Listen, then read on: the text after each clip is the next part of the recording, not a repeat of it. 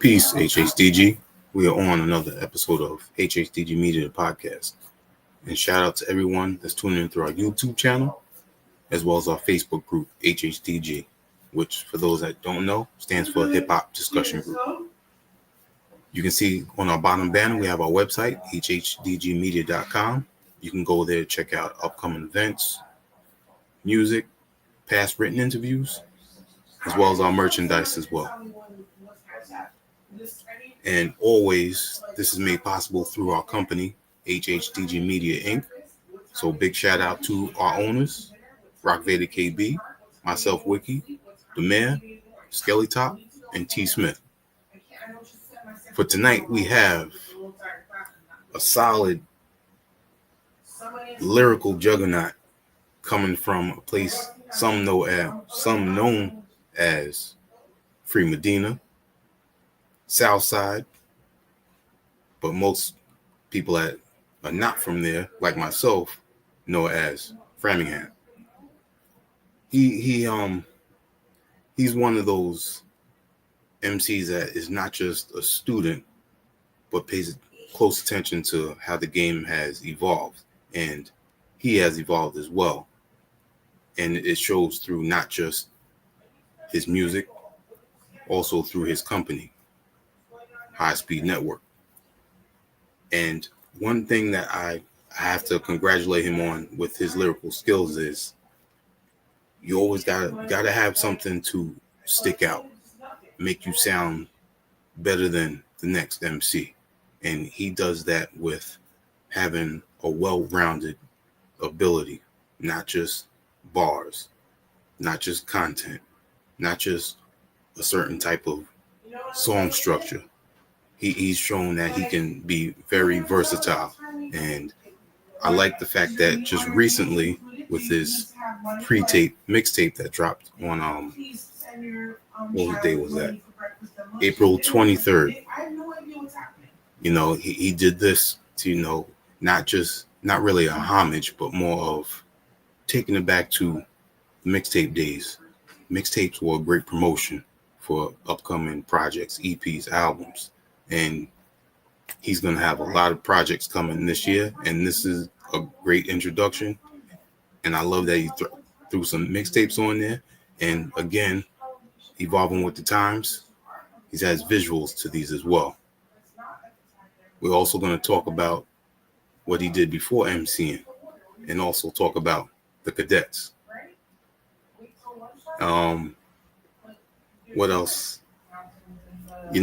Like most in hip hop, it wasn't always just one thing that they tried out. So we're going to dive into what else he did before the MCing and also talk about Louis Sincere as well and how, the two of them came to be and why they have such a strong bond and continue to make High Speed Network a company you should pay more attention to. So without further ado, I'd like to introduce King Arthur. Peace. Peace, brother. I appreciate that intro. That was incredible. That was incredible. I was like, yeah. So appreciate that. Appreciate you, brother. Thank you for having me. Thank you. Definitely. It's been a long time coming. Every once in a while, I've hit you up and asked. Yeah. It's just that I'm also about a big person about timing, as far as when things are coming out, when we got to get the word out for certain things. And sometimes it just isn't the right time, but I've definitely been wanting to come here and chop it up with you and spread the good word and chop it up with you and just build. Appreciate that. Definitely. So, for those that are not familiar, as I was saying in the intro, MCing wasn't your first thing that you tried out. So what got you into DJing? Well, what got me into DJing was just listening to Gangstar, listening to DJ Premier, scratching, listening to mixtapes, DMC battles, all that kind of stuff. So I got into different dimensions of the DJing thing from the competitive side to the Mhm. street mixtape side. So it was always very interesting to me, just because I just love just the love for music. And I have people in my family that had a lot of records. As a matter of fact, the records I still have are from records from my that cousins had way back in the day. So it's kind of a full circle thing a lot Yeah, of the time. Yeah. I can definitely relate. Now, the records you see in the back, those are more the newer records, but in my parents' attic and a few in storage are Mm. father's. My uncle that got me into DJing, great inspiration. Big salute to him, and another uncle as well. So there's a lot of records, from the past that I go through. I try and shuffle, bring some over here and play them for a while, and then put some back, and then because can't fit everything. Yeah, man. It's like it's interesting how records could be almost like a generational teaching tool to pass down.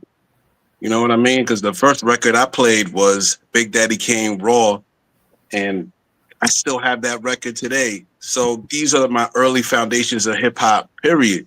Yeah, Even when I didn't really know what I was listening to. that's dope. Yep. Yeah, for my uncle that got me into DJing, he was I gotta say he was one of the best introductions for me with hip hop music in the mid to late 80s. Mm-hmm. So everything that he was playing, I was seeing it there. And, you know, we talk about technology and how everything's with the cell phone and streaming, to have those physical copies of album covers and then the 12 inches with the B sides and instrumentals and all that stuff, you know, you can't beat that. And they don't have that type of access right now. Yeah, because it's now they do it as more of a novelty. If they get records, it's because you're trying to relive what Mm-hmm. already happened. It's not because that's the only mode of music that you have to listen to. You know what I mean? You still right now everybody has access to everything, but at one point you had to actually physically do the work to even listen to the music. That's true. Make Yep. sure the weight of the needle is correct, that it's not Mm-hmm. skipping, taking care of your records, doing all that. So you have more respect for the general process of music, period. Because you mess up the record, there's no way to fix it unless you At just all. buy it. You just gotta buy a new copy. So Yep. there's definitely a higher respect that we have for the analog way of doing things. Digital is cool, and digital makes things more convenient. Mm-hmm. However, analog makes you feel like you alive and you are attached to a more organic substance. Very true. Very true. I want to finish watching David Banner's recent interview because he was talking about, you know, how we gave away our music by putting it on streaming and just how much control we lost doing that with our music. Mm-hmm. But yeah, I gotta finish watching that because he was explaining, why he doesn't put out that much music because of issues like that, and also putting his music out directly through on website or Bandcamp. What's the latest one? I know a lot of artists put Even, the website Even, where I've you never heard of that website. yeah, they have it set up in certain tiers where you could pay what you want, but it's in certain price tiers, and the higher is more certain incentives. Like I think one of them is like a Q&A that you might be able to get. Others is Mm, like exclusive content and things like that. So those kind of work out as well. interesting. Very interesting.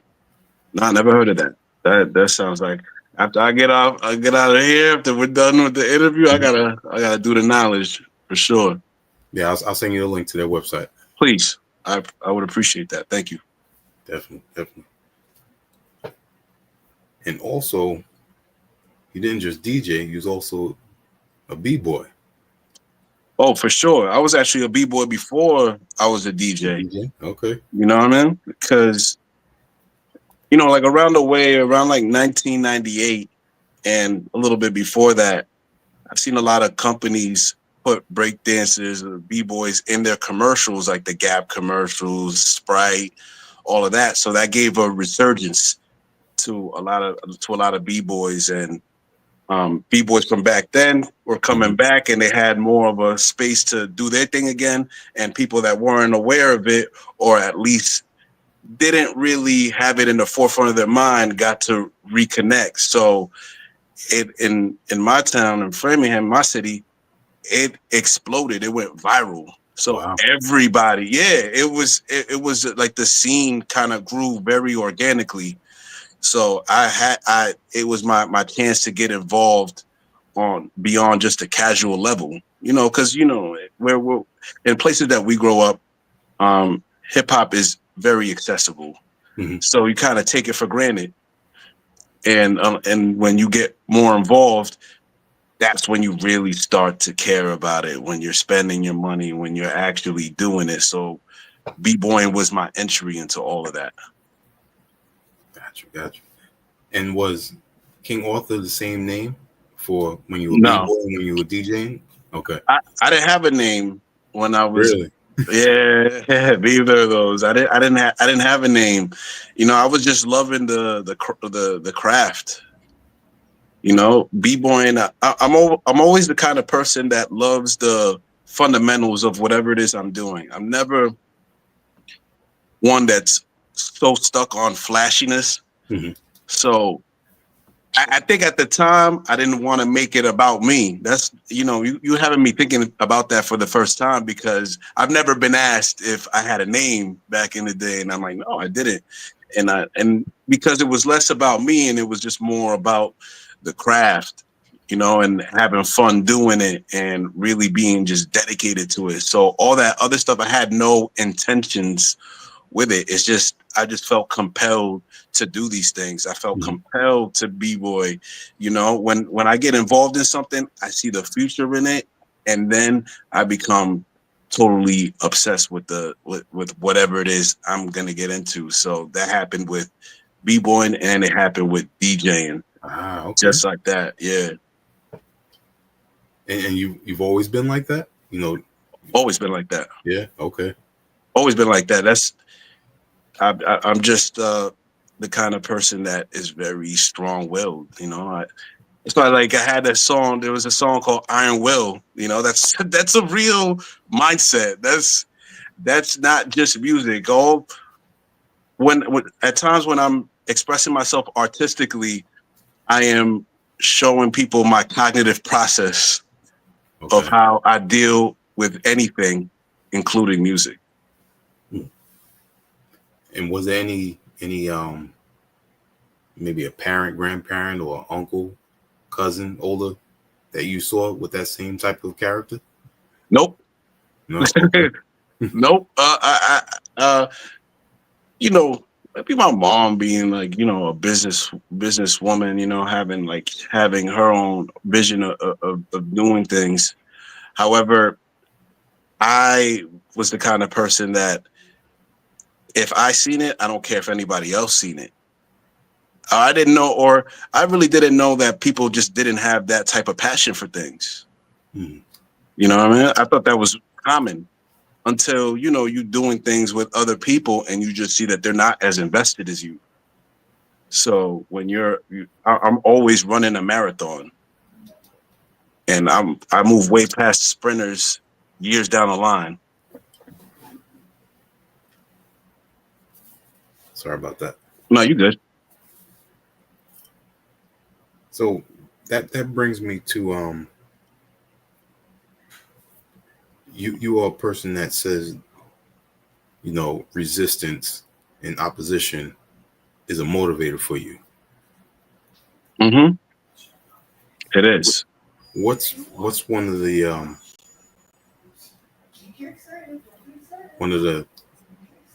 one of those, an example, that's like a significant one in your life that kept you motivated? It's really of what people's preconceived notions of who you are and what you have to be. Hmm. I never was bearing witness to any of that. I was always under the impression that if I think it and I calculate it and I act on it, I can achieve it. Nowadays it's more about should, what I should be doing rather than just what I can do. However, being a child, being very imaginative, you want to bring what the things that are in your mind to the world. You want to bring things from knowledge to born, and you want it to be a reality. This interesting reality that's in your own head, that's in your mind. And I think that's why imagination in general is important, because it's a motivator. Very true. And those are the things that always motivated me. So if someone felt that I couldn't do it, I love proving them wrong, but I love proving my own doubts wrong even more. So I'm even rebellious against my own doubts. Hmm. That's different. I haven't heard that before. So I'm rebellious against that because I know it's an illusion. It's not real, especially things that you've already accomplished before. Then the mind tricks you into thinking that there are things that you can't do, and that's the test. Yeah. That's why it all comes down to, the words that you project, you know, can help predict your outcome. So if you constantly using negative words, how do you expect, you're going to achieve? And if there's any doubt, certain words that you use, it's the same way. So instead of saying, I'm going to try, I'm going to do, things like that. Mm-hmm. Or just doing it. Yeah, exactly. Just doing it, not always, and it's a difficult thing to not overthink, especially when we have so many inputs all the time that have us second guessing what we can and cannot do. Yeah. However, that's what I'm constantly rebelling against. That I will not, like, so I can relate to the Jay-Z "I will not lose," just that feeling. Even if I feel like I'm gonna lose, I'm gonna win by not losing, like a true gorilla would. Hmm. I hear that. Cool. So before we go into the MCing, I wanted to know, tell us where the name Free Medina and Southside came from.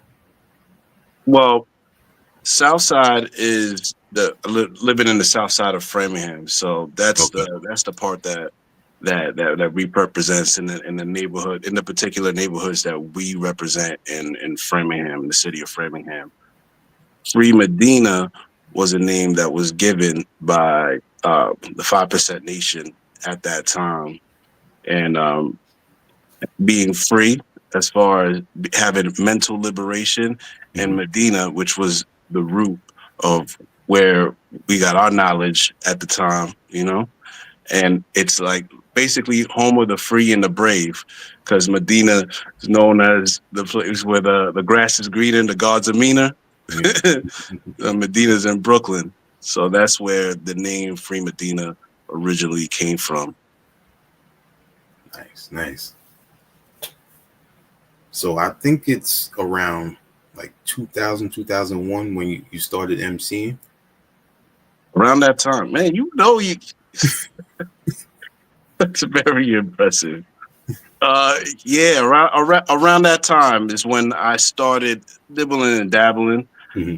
just getting interested, because I liked it so much as far as listening to it and studying it, that I became obsessed with learning the mechanics and learning what these guys are doing, what they're talking about. It had me studying more. So yeah, around that time, like 2001, Hmm. that was right before, I joined the military. So that, because after the military, that's when I decided this is what I want to do, because that's all I could think about. Okay. So like even when I was in there, I'm in a very stressful situation, a Oh yeah, very rigid structure. And at that time, it's not like now. Now soldiers got like Facebook. They had no Facebook and and basic training. We didn't have any of that. We didn't have any contraband. We couldn't even listen to music like that. So all I had was the music that was in my mind from memories, and I just remember thinking like, damn, I can't wait to get home and listen to music and make music. And then that's when I really started pursuing it. I didn't really know what I was doing, but I knew I had a strong drive to pick up the sword and go out swinging. nice, nice. And was it more influence from local artists or just whatever was, the major artist duos groups back then?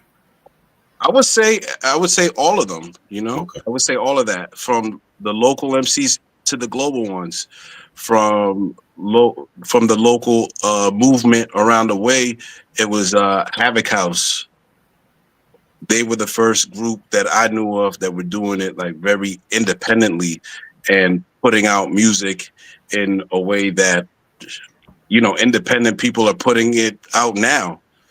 And this is pre-internet, so that was really impressive to me. And just and then the MCs that are the classic MCs that we all know and love, whether it's Fuji Rap, get like Gangstar, Cannabis, Old Nature, Prodigy, Raekwon, Genius. Too many people. I could do that all day because I was really listening to everybody. I was really a student. I was trying to find myself within those voices, within someone else's voice, until I started trying to find my own voice. All right. Shout out to Mateo Guest because he's recently been, doing some more work with Havoc House. And when I interviewed him not too long ago, he was definitely speaking on them as well as being a big influence. Yeah, definitely. Like, there's nobody that lives out there that really truly knows their history. You cannot name Framingham history without mentioning those guys. So big salute to them. Now, when did you meet Tap Out, and how did the cadets uh come to be? Well, Tap Out, I met in high school. He is someone that I always I lived in around the same community. So and me and him started a group called Beyond Measure, and then uh, we got together with a group called the Rams, and it was Rhyme and Metaphor Supremacy, and that was Adept, ID, and his name was Fine Print at the time, but then he became Southside Jonesy, and then we became a big group called the Cadets, and we were so after Havoc House, kind of the Cadets were the next lineage Okay. after that, as far as what we were doing, and we took it to we were on another level because we were doing it in the early internet age. This is SoundClick came out, MySpace came out, Napster had already been doing its thing, so it's a Yeah. different. So it was a we were in analog digital purgatory. You know what I mean?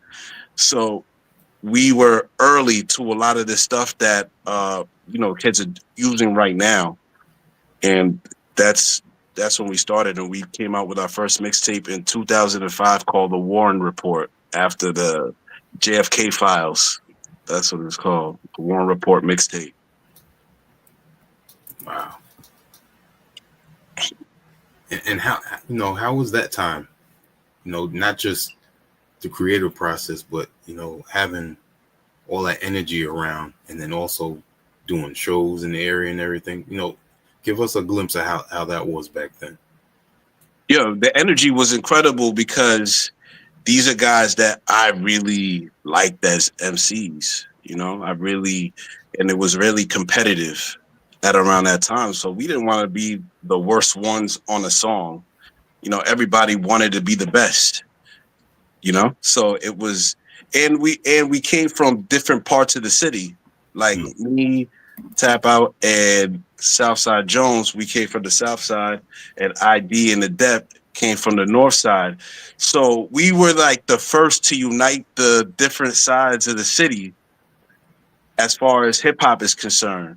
And that was never done before at that level, period. And I don't think it's still really done right now. It's kind of like when I hear the Wu-Tang describing how Staten Island was pretty segregated, Mm-hmm. and the love for Wu-Tang music brought the city together at that time. That's how I felt that the cadets were doing. You know what I mean? We were out selling CDRs, you know what I mean? Burning CDs. It was around that time, Yep. with the markers and everything. Going to the computer center around my way and printing the covers and everything. Oh, But yeah. but it was just a lot. It was a lot more hands on, and we were a lot more outside compared to today. Like rapping outside, battling outside, really having to earn your name, as opposed to being just a bedroom musician. That's a lot more of a comfortable position that people don't see as a state of luxury True. that we didn't really have like that. Even though there was a part of it, because around that time there were forums, there was a lot of websites that you could go off that had all types of different forums. They had battles, but you still had to go outside and get your name. It wasn't like today. Like you could quite possibly go viral because you're not even doing music anymore. You might be doing like a skit that gets you over the hill. But back then, it was mostly you had to go out, you had a network, you had a rhyme. So being in Framingham, it was a little more difficult too, Mm-hmm. because what I will tell you now is that when we were out doing our thing, we were man, it was just it was us living in Framingham and not being from Boston. That itself was a barrier. That itself, there were gatekeepers then. You know what I mean? Because you couldn't just go out there. There were already people over there doing their thing, or in the surrounding areas. So it was So you more had to work even difficult. harder. Yeah, I get it. Yeah, yeah. Yeah. So it was even more difficult. There wasn't the barriers of entry were more blocked off. Hmm. And peace to my man Darkstar. I see you, man. That's my brother. I hope we get to talk about him too. Well, since we're talking about the past, let's get to it. Oh, Darkstar. Oh, that's one of my favorite MCs that I've ever heard in my life. He knows that. He knows that. We lived together at one point. The cadets, when we were part of the cadets, we also met up with a whole bunch of other MCs, Oak, Lone Tree, Beast, producers like Willie Lowe, who is also high speed. Peace to him. Uh, Sean Ryan, Egads, so that they were in a label called Cursed Out Production at the time, and we brought Darkstar, we brought Frank G, including the cadets and True Form, and we became like this big entity called the Cadets Nation, and it was based on the idea of Red Sox Nation. Like there's cadets, and then there's the cadets affiliates that came to big came to bring like a big conglomerate. Okay. So, but Darkstar was, Good time. just an MC that was very, very, very serious, very organized. Taught me how to be more organized with my craft, as far as the way I put my music together. You know what I mean? I was already putting out projects. I was already doing my thing, but I've never met anybody that organized and had that much of a determined idea of how he was going to put his work together and be presented. I feel you. Mm. And around this time, I'm trying to think, it was early 2000s. I want to say later on, not early 2000s, but a few years after that, SoundCloud started to get pretty big with, Yes. discovering artists. Mm-hmm. Mm-hmm. It started becoming that SoundCloud was the son of SoundClick. Right. Yep. So I remember like being like, wait a minute, what is this? What is this SoundCloud? I'm used to SoundClick still, which still exists today. So when I want to Yep. go find old school internet tracks that are not as available now, because not everything is on streaming, people. Let me tell you that right now. Not Absolutely. everything is on streaming.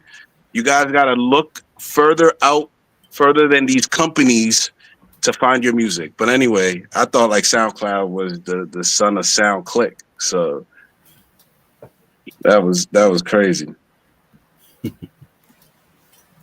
I mean, that's a subject in itself. What you're saying, that the music's not is far beyond that still to this day. I mean, there's a lot of quality, dope musicians out there that you're not gonna find on the major platforms, like you were saying.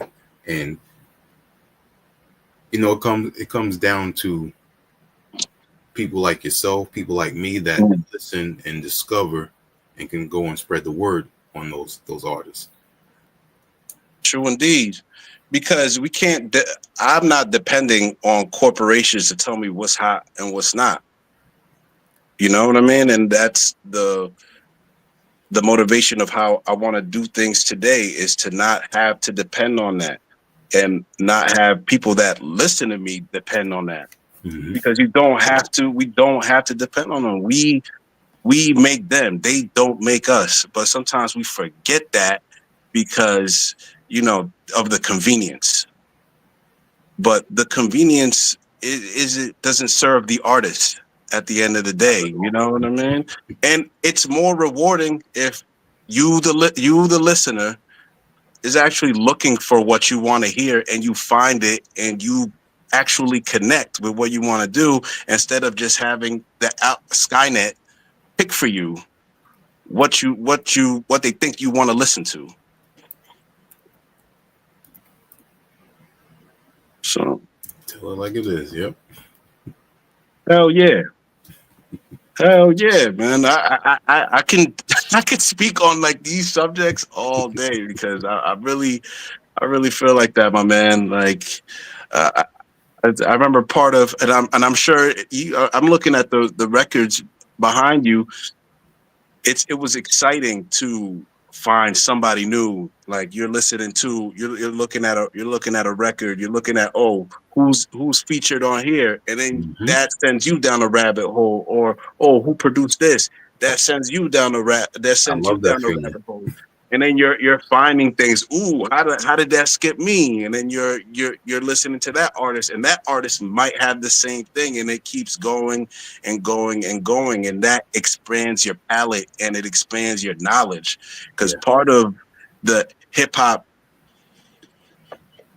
I would say, aura in general that a person has to have, is to be knowledgeable of the music he's listening to, he or she is listening to, because that's what makes you a more well-rounded listener and appreciator of the music. Definitely agree. And this is why I love the fact that we have so many DJs taking advantage of platform, because even though they have their certain niche, you can go there and listen to them. They might play some things that you remember, but at the same time, they're playing something that you're like, what is this? Right. Or something that you might have just missed, because especially I bet you like myself sometimes are surprised that how the hell did that get by me? Like I have my hands in everything. Well, more at one point I had my hands in everything. Nothing would escape me as far as what's coming out or what I wasn't in tune with. Mhm. So that's why it's important. DJs are important, you know. That's why I even love the idea of mixtapes. You know, that's what I love mixtapes. I wish that that was really the medium again in which uh, artists became familiar with new music, because you have somebody that's in the culture and that's outside understanding what's hot or what's going to be hot Yep. or something that you should be listening to. And big shout out to DJ Retmatic. You were on his show Soundcheck a few years back, Peace and to him. I've said this to him before. You know, the way he does his mix of the artists he's interviewing, like he did with you and Zagnif Nori. Mm-hmm. Shout out to him. Um, Peace to my brother Zag. that's a perfect example of a mixtape. Mm-hmm. Definitely, definitely. You know, because uh, there's a lot of different types of DJs I like. You know, I always like the way Doo-Wop did it. I always like the way J Love did it.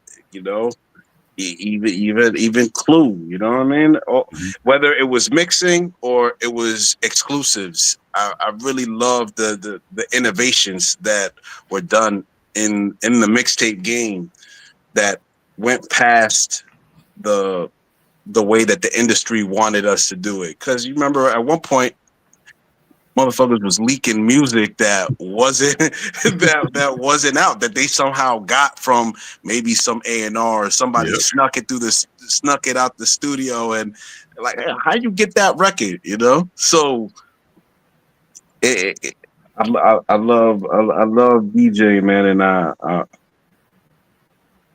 hopefully one day it'll be back in prominence over playlists.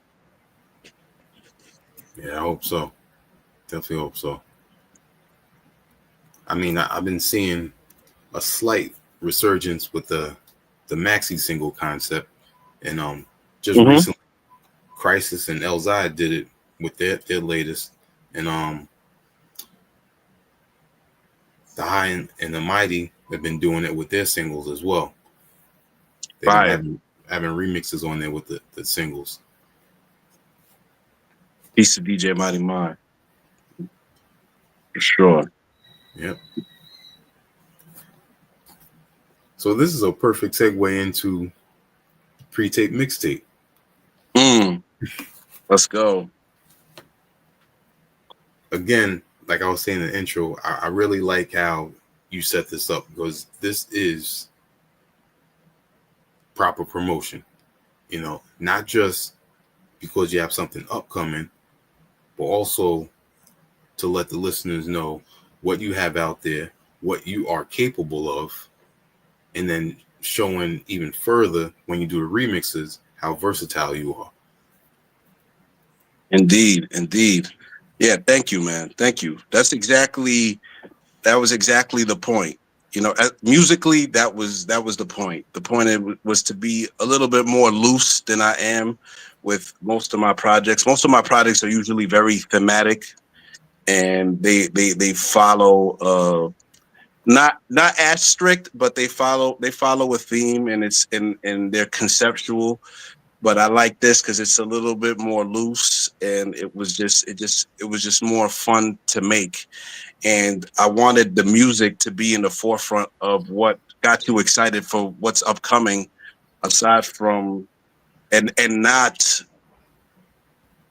antics, because that's what people expect to get music hot. Everything except music. So what I wanted to do was do it with a mixtape, just like I remember it. And I think that In that way, you just connect with the artist in a on a more organic level than just trying to go viral or anything like that. Yeah. And plus, the way I did it through, you know, just having it stream all the way through and play like it's on a cassette.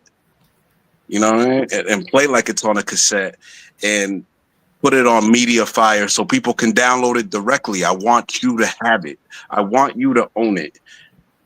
Spotify or any of these places, they shouldn't own it, because True. they technically own the music and they can take it out And when you upload and it. they They and could they take. do it.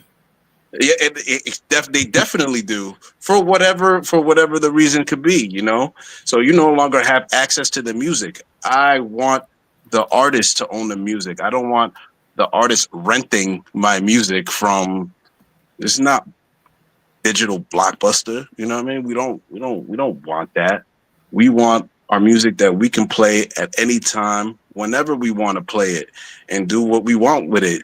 Like, say you want to just listen to a few joints from it, you have the choice to do that. But that's because you own it and not because somebody else own it, while at the same time paying the artist pennies. Yeah. Fractions of a fractions of a fractions of a penny. So I'd rather give it to you than get that insult, at least with that. So that was really the point of the pre-tape mixtape, to showcase what I can do, to showcase a variety of energies and different vibes and different ideas and all kinds of things, while at the same time having you just enjoy having it be a smooth ride throughout, to get you excited for what's coming. Get you excited for what's coming, because that's what it should be. It should be about the music doing it and nothing else. That's it. Absolutely.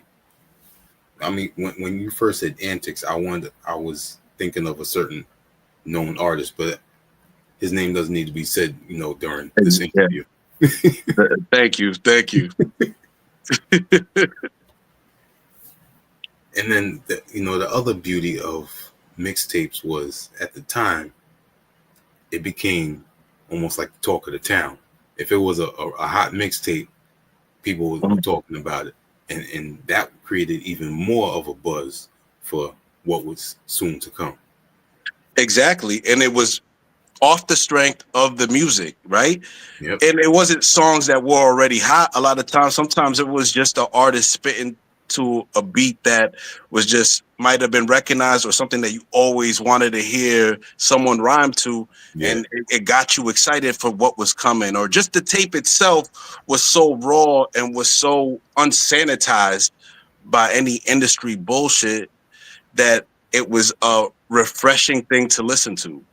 So that's kind of the energy I also wanted. You know what I mean? And there's a specific reason why it's a mixtape too, aside from the things I listed. I kind of want to save that for when it's time. Mm-hmm. But there's definitely a calculated reason outside of the things I just mentioned why I even did the mixtape at the way I did it too. And the other part, that helps always bring the buzz, and I like that you stuck to that too, is mixtapes were always like a movie trailer. They're a teaser. Yeah, so right. You keep it short. You don't give them the whole thing. Right. I remember going to certain like hip hop stores too, and like remember like those samplers that they would have. Oh, like yeah, the amp, yeah. Like for example, like Screwball Y2K, they had like the 6-song sampler, like that was mixed by like Stretch Armstrong and shit. Like that got me excited for the album. So I bought the record based off that. I seen Primo was on it. They had Marley Marl on the beats. They had Capone rapping on the. I was like, yo, Ghetto Pros. Peace to my man Vic, VIC. Yep. Yeah, man. That would get me. That got me excited for whatever project was coming out. And going back to the point about the mixtapes, yeah, we would just argue about who was the nicest, who spit the nicest bars on on over that. Like, oh nah, Nature had the best joint. Nah, it was Prodigy that had the best. Oh, it was Sauce Money. You know what I mean? Yeah. It was joints, things like that. Or if you wanted to go back to the indie side of it, like Sound Bombing, that was put together like a mixtape, you know? So that was dope. That was fire. That got you excited. That introduced you to artists on the indie scene that you would have normally heard about. It's funny that you just brought up Sound Bombing because during Mother's Day, I was at my parents' house. So I went and did a little digging. And you just mentioned Sound Bombing.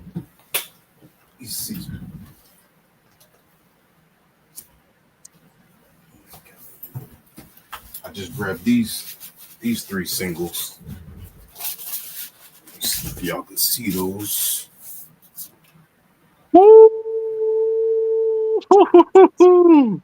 Classic. Any Man, I was just talking about that. I didn't know Beat Miners produced that. I thought Reef produced that. I didn't know Beat Miners made that. I was just having that conversation. Imagine there was because M was supposed to sign a boot camp, so a boot camp Eminem album at that time would have been interesting. Yeah. Man. Let's give the people some visuals. Go into the first track off Pre-Tape Mixtape, Soul Violators. Yeah, let's go. Soul Violators, man. Classic. Capone Noriega. Anybody that knows me knows War Report's one of my favorite joints ever. So let's get into it. Southside. The Pre-Tape Mixtape. Southside. Take over. Southside. Fuck is these niggas talking about? Hey yo, to summarize, I'm in the bakery making humble. Stand up cause they give me those funny vibes. The 9 for defense sounded making the thundercon. I had a storm in my vision is 2025. Back in my original form. When the war soldier, all seasons war's colder. High speed is in my core motor. Where hits perform sober. So I don't even drink that shit at your grave they using to pour over. Dark water for a shadier purpose. Making a purchase today that's scraping the surface of my ways of subterranean workers. Fake person with a clear plan. Leader that'll follow through and here to expand. Son, I got that. More than few tricks under the top hat. Caught back mentally, then I shot that. God rap, 7th dimension, intervention of the divine type. Energy sources dimming your limelight. 5 night, bust the infinite. On the low with my personal business. Final act show is curtains for niggas. War report with a nano chip, canceling your military challenges.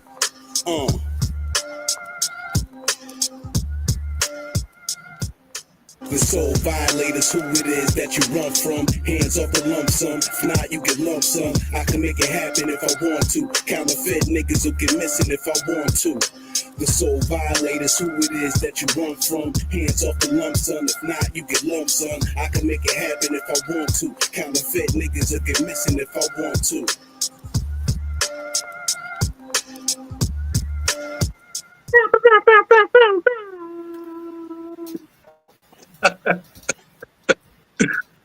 oh shit! I like how you got that. You got that off, man. Yeah, man. I was just saying how that's something about that. I really like that one. I really like that one. That's why I wanted to set it off with that. Period. So it's exciting, man. I appreciate you playing that, man. Thank you. You're welcome. Definitely. When you created this mixtape, did you have certain? Were there any other beats? Because I'm sure there was plenty that you wanted to rhyme over, being that you had this mixtape. But definitely. What was the hardest part of putting this mixtape together for you? It's always narrowing down what I want to rhyme to. It's always that. It's always that. I was building with my brother Willie Lowe. Willie Lowe, who's not as out there, but definitely an integral member of High Speed Network and one of the foundational people of High Speed Network. I was building with him one night, and we were just talking about my boy's mixtape ID that was in the cadets, the cover charge, and we were just talking about mixtapes in general, just similar concepts as to what we were just building on earlier. And he started picking joints, and he started throwing some at me that he would like to hear me over, and then at the same time, I'm thinking of joints, and he had joints like the 1993 Akinelli album, the one with Large, Yeah. Vagina Donna. Yeah, Yep. that album. There was a interlude beat that I wanted to rhyme to originally. I didn't get to do that. The Company Flow instrumental album. There was a joint that I wanted to rhyme off that. Still might do it. Just sometime this year. So there were just a few joints that I wanted to do. A Firewater, Fat Joe. I wanted to do that. Yeah. I picked Parole Violators instead, but it was a toss up. I wasn't sure which one I wanted to do, but those are some of the ones that I wanted to do. And there were other joints from other projects that I wasn't going to use that I wanted to put on the project as well. There's joints that are exclusively that are brand new for the project, joints that I meant to put on something else. So there were like unreleased songs that I wanted to use, but I didn't feel like they fit the energy of what I was doing. Yeah.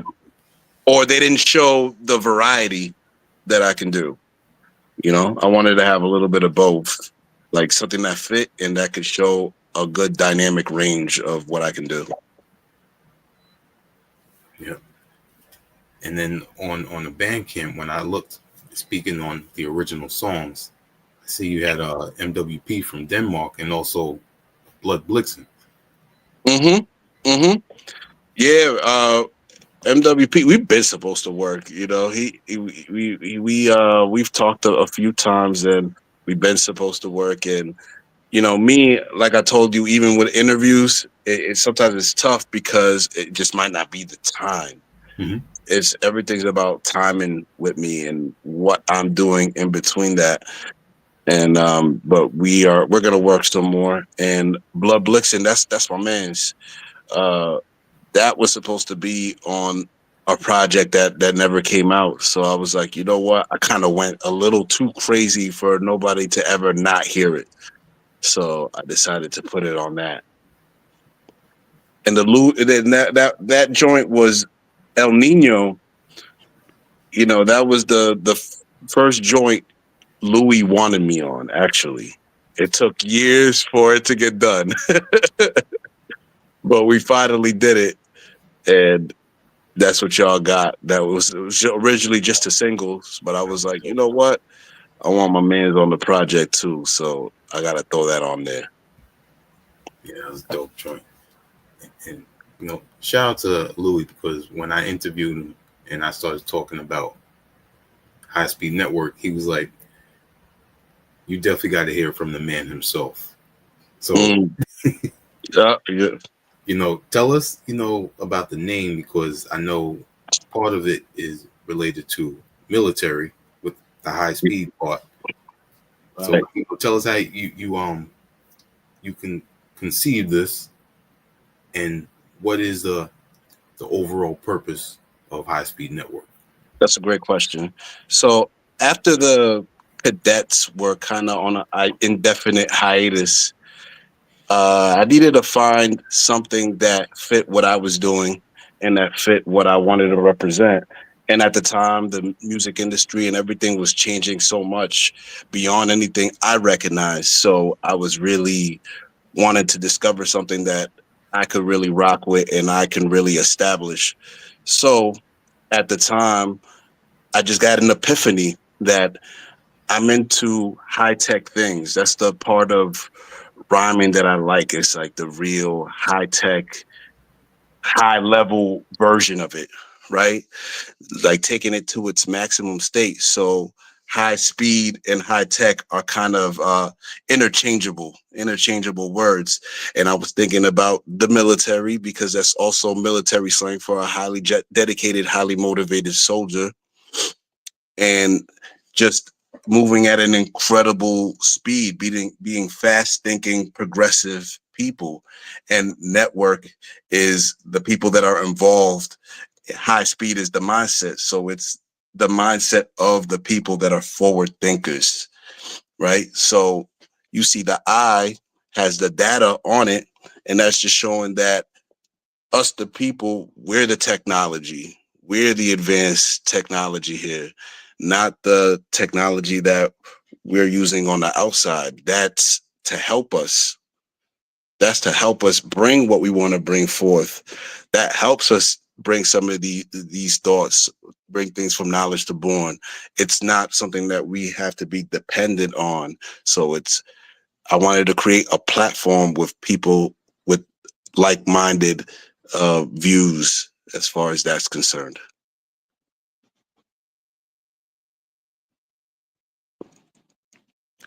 I can't. Can you hear me?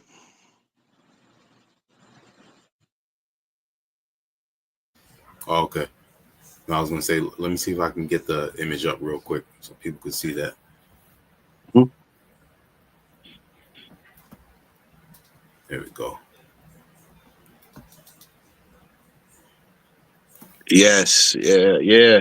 The logo was originally also created by EGADS of Cursed Out Production. So it was so around the time of the early to mid 2000s. I was kind of lost, man. As far as after the cadets kind of dissolved, I was disillusioned as to what to do. And I was when that came to me in a form of an epiphany. I asked him for a logo, and the first logo he showed me was that one, and I Okay. knew immediately that was it. I did not. I need to see anything else. I'm like, that's it. And this is what's been on my mind. And it's never been about me, the person. It's never been about King Arthur, just King Arthur. It's been about high speed. It's always has been. The only reason why you see me is to push the name forward. Even though, yes, I love the craft, I love doing this. I'm not a front man type of person. You know what I mean? I like being more behind the scenes, helping people out do what they do. You know, and if I have to, I'll come out and go into the battlefield and bust my gun.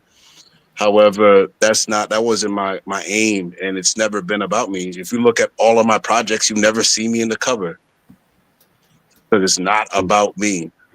Not about me solely. That's very true. Yep.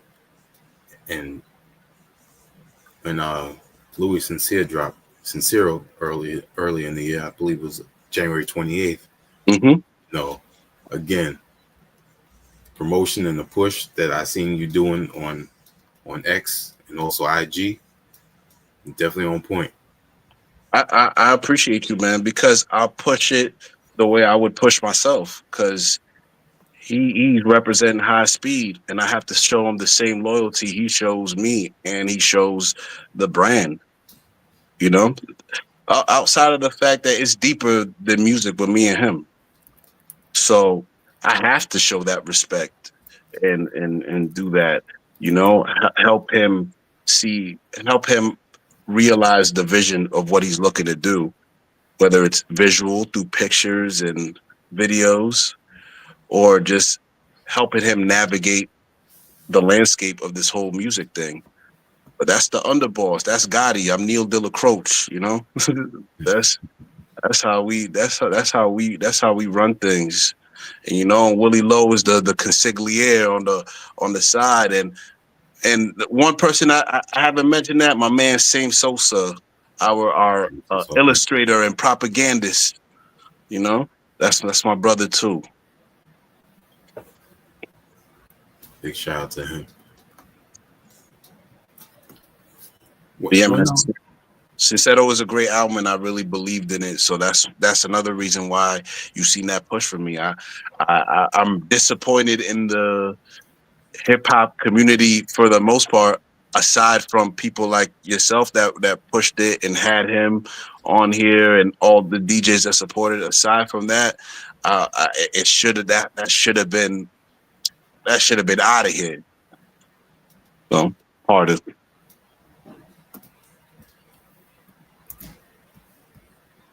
Being that we're speaking on it, I'm going to put it in the comments for everyone to go check that out, listen to it, support it, spread the word. Sincero, Louis Sincere, man. I just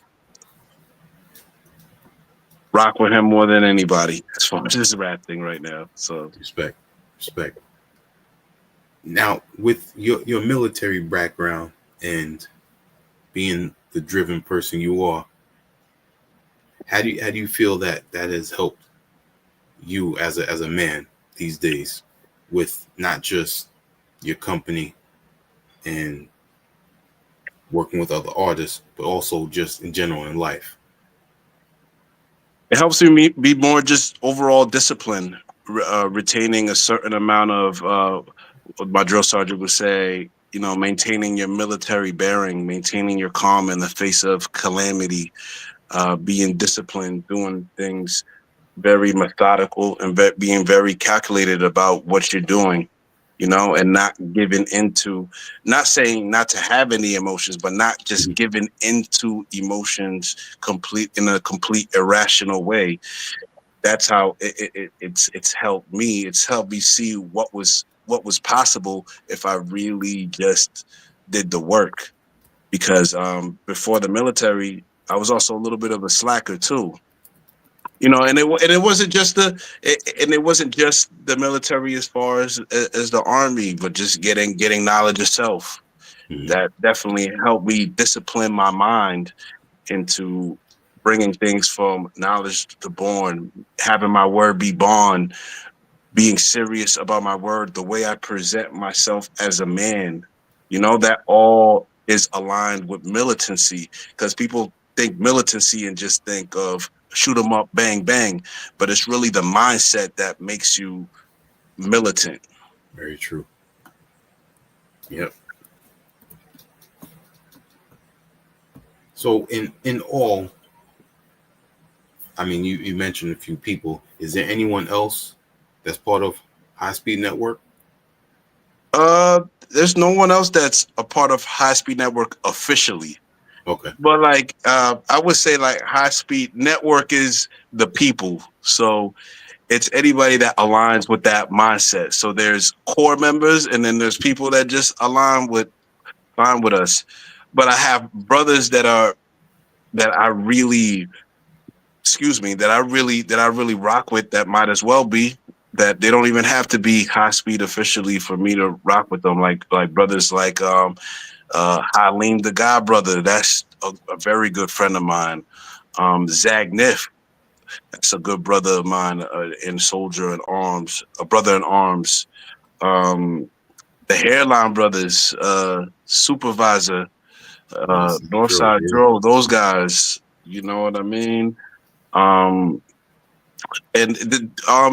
a lot of brothers that I also, have a lot of past relations with, as far as things that we've worked on, like Oak Lone Tree, Beast, all those guys, Dunners, worked with, me and Chairman Child done some work. You know what I mean? My man Chuck. So that's a few people, but the main people are the people that I mentioned: Willie Lowe, Louis Sincere, Same Sosa. That's like the core members. Dope. Yeah, that's dope. Shout out to Hairline Brothers with the restoration project. Shout out to them, man. Shout out to them. Those are my guys. Yeah, and you blessed the Step Back track. So yeah, indeed. Music video for. Yeah, it was fun. That was a fun joint to make, and it was a fun joint to shoot a video for. Chairman Chow did the video too. Okay. You know. Nice.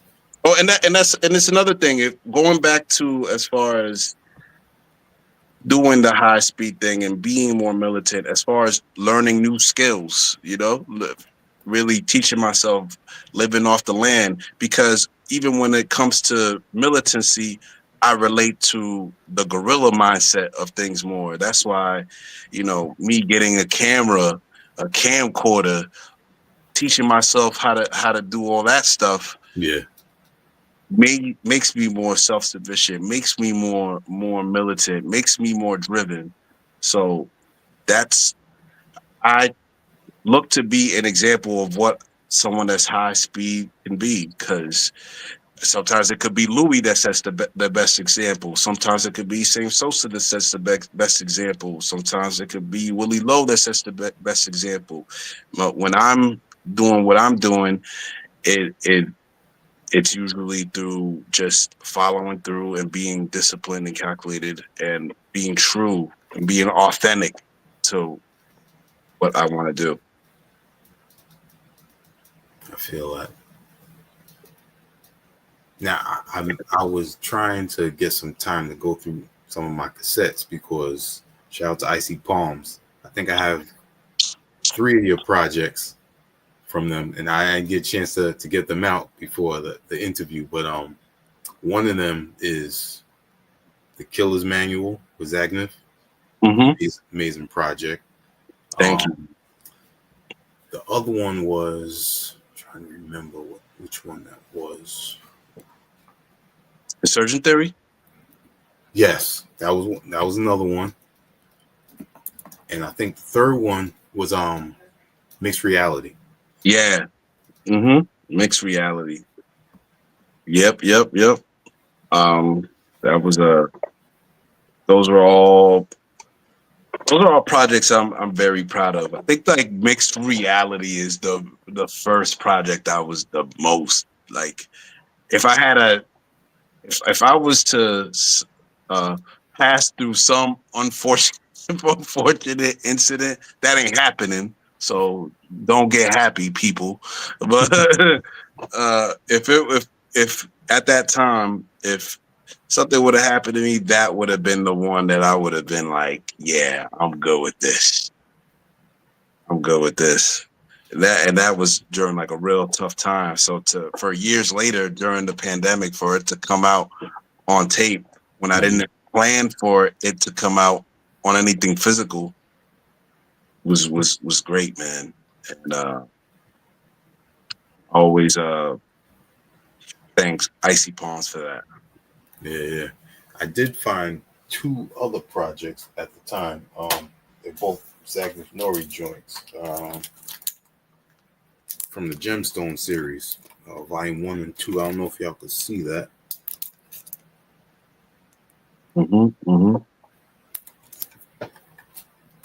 Yeah, I got quite a bit from Icy Palm back then, and I still check up on them, but I don't know if they are manufacturing as much as they used to. Yeah, man. Hey, man, and I appreciate. I want to just take the time out to say this before I kind of forget. Sometimes with interviews, you only have one chance to get it right. So like sometimes you're fumbling all over the place because you're trying to be precise and accurate.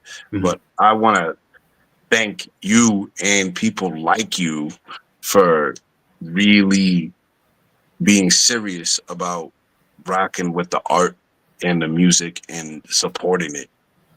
You know what I mean? And really and actually enjoying it, because some people, a lot of our peers think that they're too cool to enjoy music and to enjoy other people's music. And I always thought that was a very insecure way of being.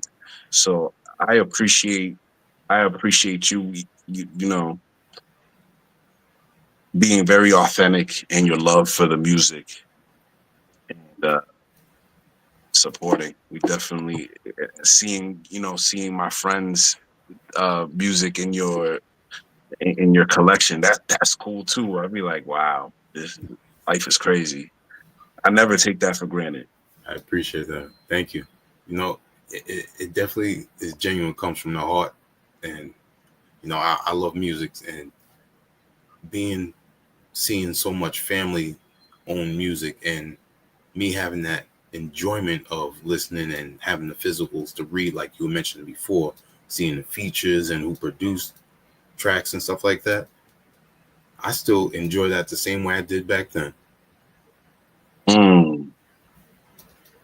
Yeah, me too. I try to. Sometimes I front on that because sometimes you just get jaded with the way it is. Like Mhm. people make you not like it as much. Not that you don't like the music. It's just like, damn, man, this is so. This is not what I thought it was. But then, sometimes I just get caught up in listening to something that just reminds me of what it's all about. Yeah. Yep. What it's all about is just enjoying the music and what it does for you on the inside and what it inspires you to do. Definitely.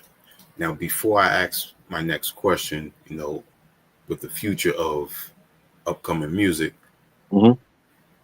you you you blew my mind when you put the pre-tape mixtape on Mediafire, because I Yes. haven't seen that in a minute. Yeah. Yep. Yep. Yep.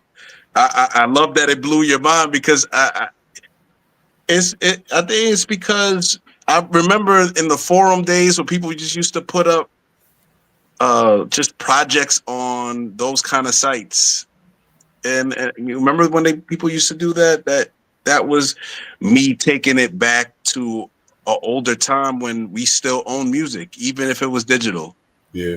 We were still looking for it. We were still looking for that. I was thinking, man, what's another way that I can distribute it without having to either go through Bandcamp or YouTube? I'm like, Mediafire, because I have other projects on Mediafire if people can find it. I have other projects that are on there. There's old mixtapes that are on there, still active links. If you guys can find it, I There it is. challenge you guys to find There them. you go. Get on the And hunt. because it's about the music. I want people to have it. Like I was saying earlier, I want people to have it, especially something like this. That's more for the streets. I'm trying to bypass whatever the industry is doing. I'm not going for this techno feudalist. We paying rent to these dudes and they own everything, and Skynet is influencing all your decisions as far as what to listen to, and people are just doing everything according to what the algorithm wants, not even what they want anymore. Yeah. And we're just like and being slaves to whatever social media is telling you will get you the most engagement and content creation. I'm not interested in that. Because even when I'm taking pictures or anything like that, it's got to be artistic. Everything has to have the art to it. So when I'm doing this music thing, even the presentation of how I'm moving it represents the philosophy. It represents the guerrilla mindset of, hey man, here, secret, here, Black Ops Radio, here from the radio station in the mountains, here you go. That's how I'm trying to have it. Mm-hmm. Dope. Now that we have the hype, the mixtape. Any shows that you've done or upcoming? I don't have it. Okay, that's a great question. I haven't done a show in a pretty long time. I can say. Hold up a second. My bad. The Can you hear me? Can Yeah. you hear me? Yep. All right. Uh, and I wanted to say I haven't done shows in a long time. I haven't done a show probably since I want to say late 2023, like early 2023, and that's because I think I'm kind of tired of the way shows are even presented. to keep it real. Mhm.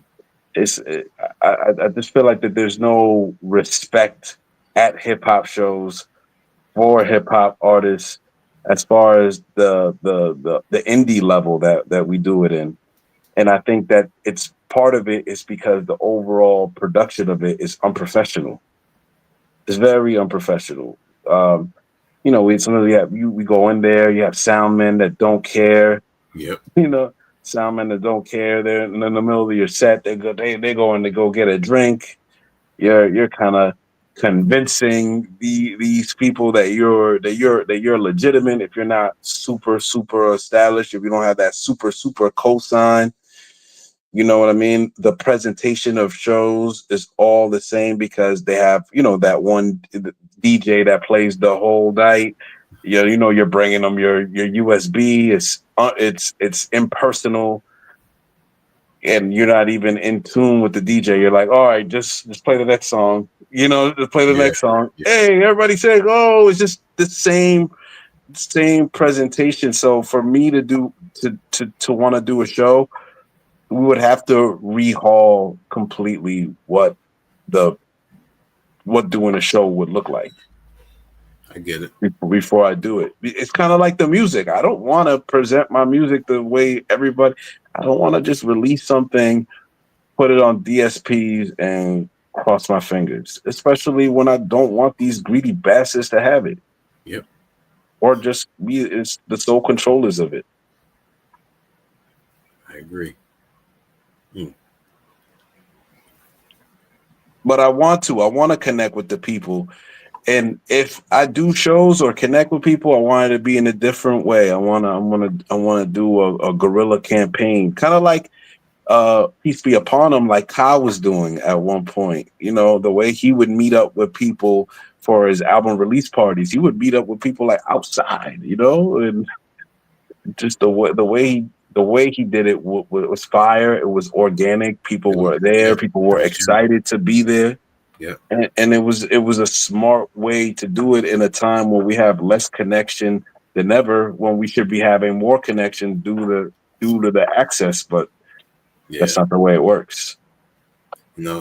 It's unfortunate, but that was my last time seeing Ka. I went to the last pop-up shop, and again, he's a very humble, genuine man, because before he even started anything, when he first got there to the venue, he didn't go in the venue.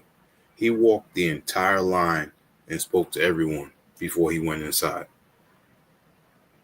And this oh my God.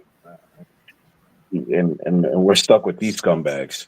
You know what I mean? Like, he went and look who we're stuck with. When I met him, he was literally the nicest, genuinely friendliest MCs I'd ever met that I didn't have connection to. Just a good, genuine dude that was excited that we were even there, because me and the guy Kinetic, we were out there all the way from here in Mass. So he was like, "What? You guys came all the way from Mass?" So it was dope. I didn't have my rhyming hat on that day. I was just a supporter that day. Hey man, I like what you do. Cop the joint.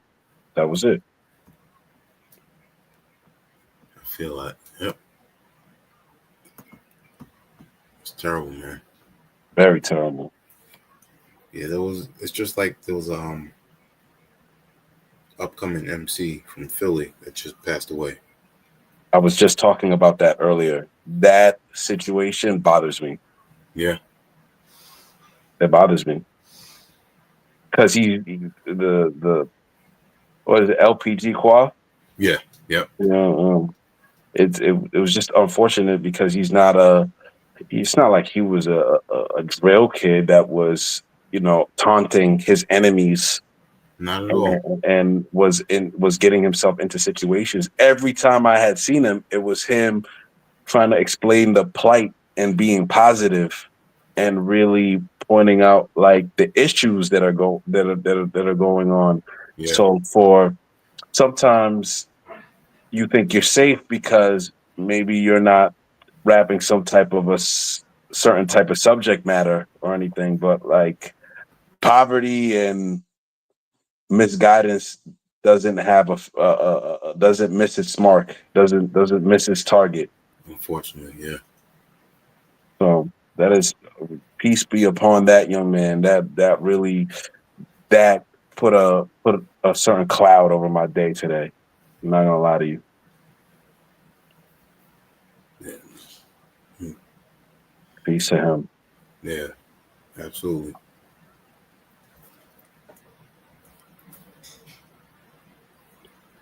Let's you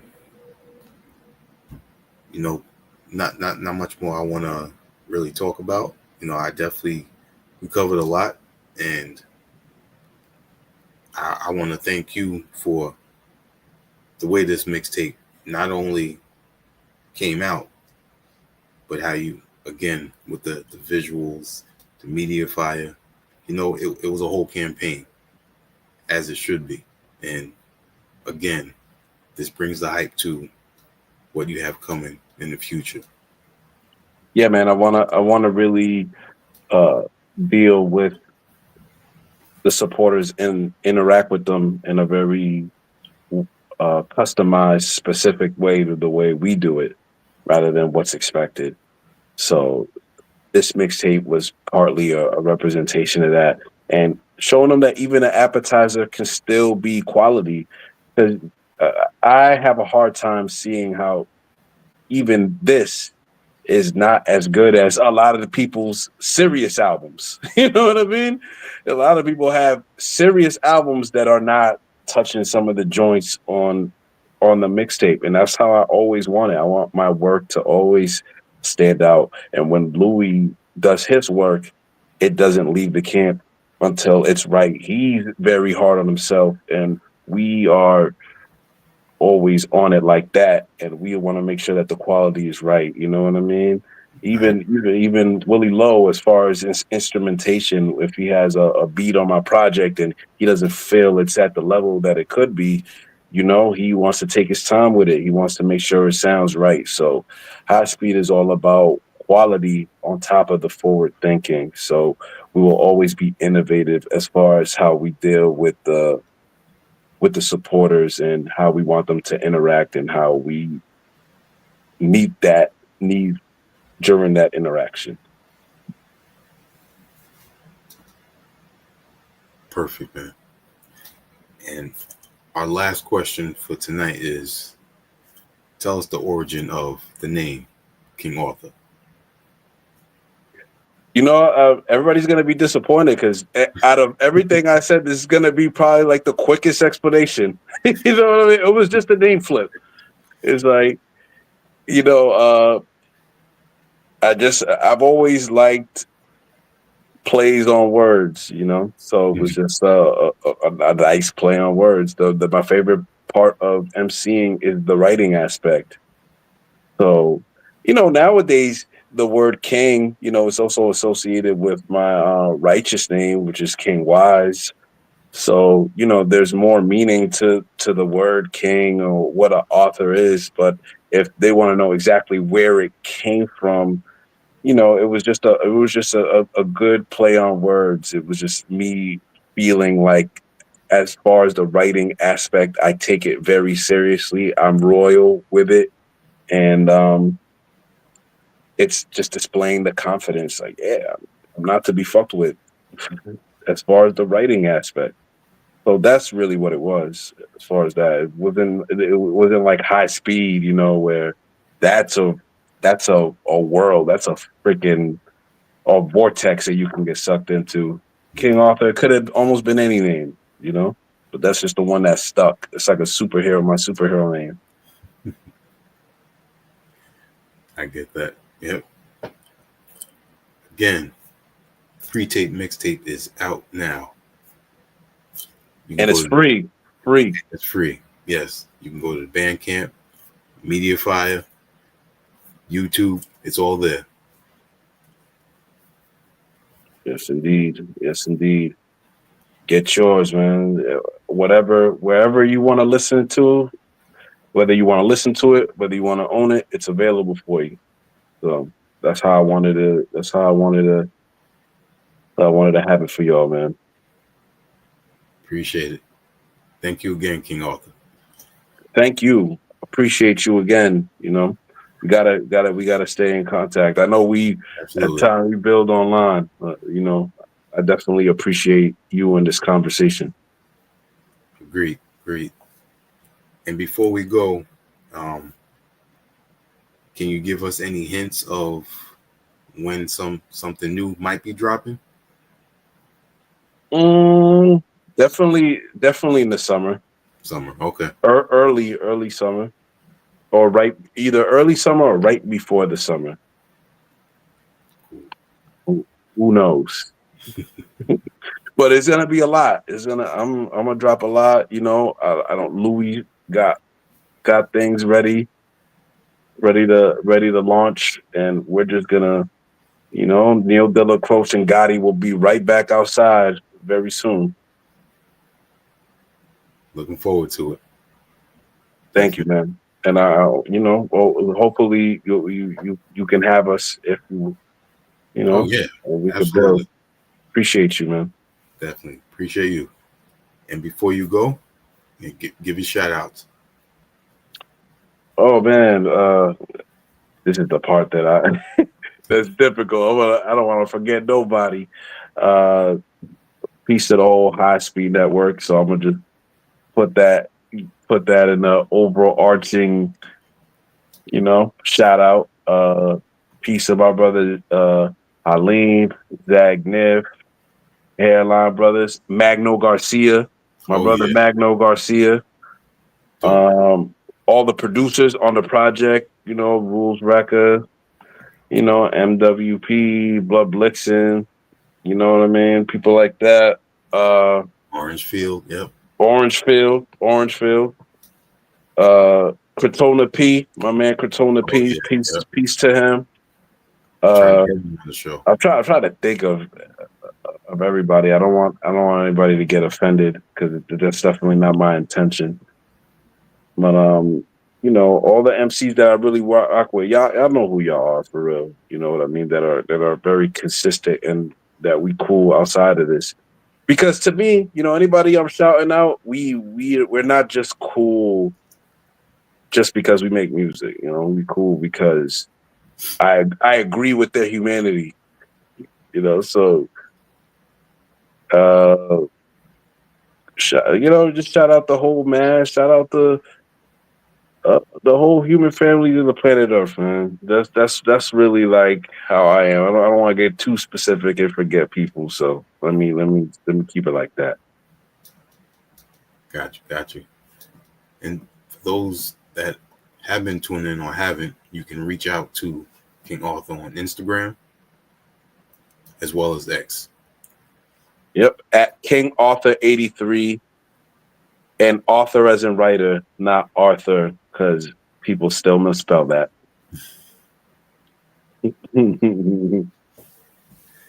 On behalf of our HHDG Media crew, we're going to say peace. Peace.